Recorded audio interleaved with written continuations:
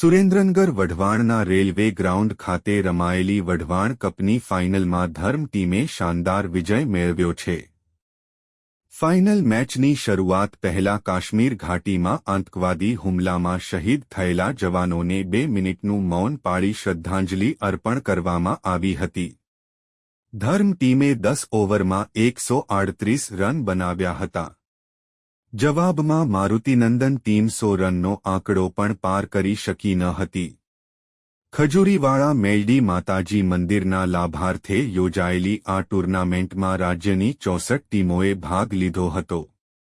કારડિયા રાજપૂત સમાજના યુવકો દ્વારા આયોજિત આ ટુર્નામેન્ટ 15 રાત્રિ દરમિયાન રમાયેલી મેચોમાં દરરોજ 4 થી વધુ 10-10 ઓવરની મેચો યોજાઈ હતી।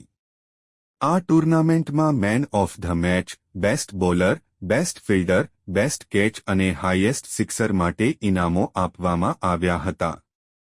ફાઇનલ મેચમાં રાજ્ય સરકારના નાયબ દંડક જગદીશભાઈ મકવાણા, સાંસદ ચંદુભાઈ શિહોરા સહિત અનેક આગેવાનો ઉપસ્થિત રહ્યા હતા। સુરેન્દ્રનગર, વઢવાણ, જોરાવનગર, રત્નપર અને જિલ્લાભરમાંથી 15,000થી વધુ ક્રિકેટ રસિકો મેચ નિહાળવા ઉમટ્યા હતા।